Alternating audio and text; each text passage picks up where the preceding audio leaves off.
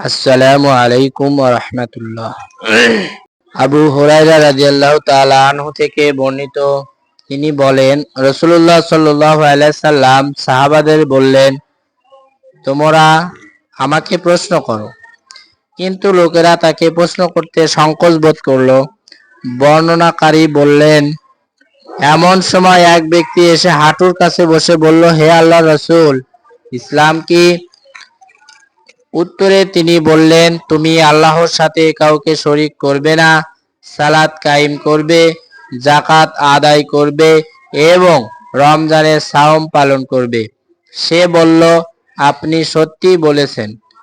লোকটি আবার জিজ্ঞাসা করল, হে আল্লাহর রাসূল, ঈমান কি?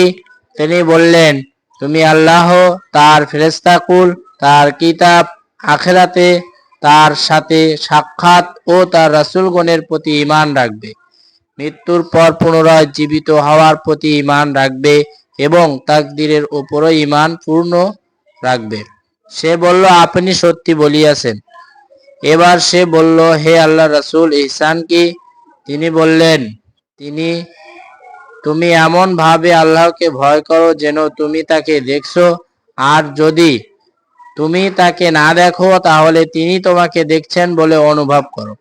সে বলল, আপনি সত্যি বলেছেন।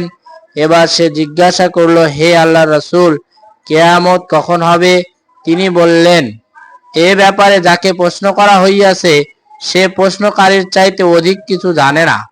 তবে আমি তার নিদর্শন ও লক্ষণসমূহ তোমাকে বলে দিচ্ছি।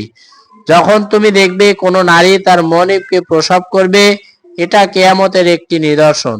যখন তুমি দেখবে জুতাবিহীন, বস্ত্রবিহীন, বধির ও বোবা পৃথিবীতে শাসকের ভূমিকায় অবতীর্ণ হয়েছে, এটা একটি নিদর্শন। আর যখন তুমি দেখবে মেষ চালকরা সুউচ্চ দালান কোঠা নিয়ে গর্ব করছে, এটাও কিয়ামতের একটি নিদর্শন।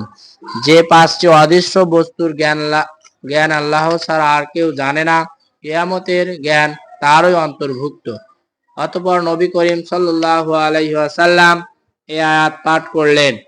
অবশ্যই আল্লাহর নিকটই কিয়ামতের জ্ঞান রয়েছে, আর তিনি বৃষ্টি বর্ষণ করেন। মাতৃগর্ভে কি আছে তা তিনিই জানেন। কোন জীব আগামীকাল কি উপার্জন করবে তা জানে না, এবং কোন স্থানে সে মরবে তাও জানে না।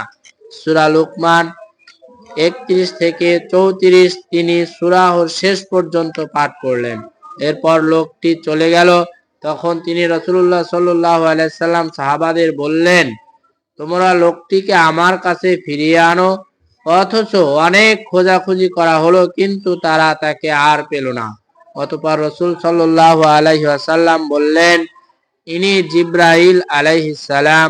তোমরা প্রশ্ন না করায় তিনি চাইলেন যেন তোমরা দিন সম্বন্ধে জ্ঞান লাভ করো।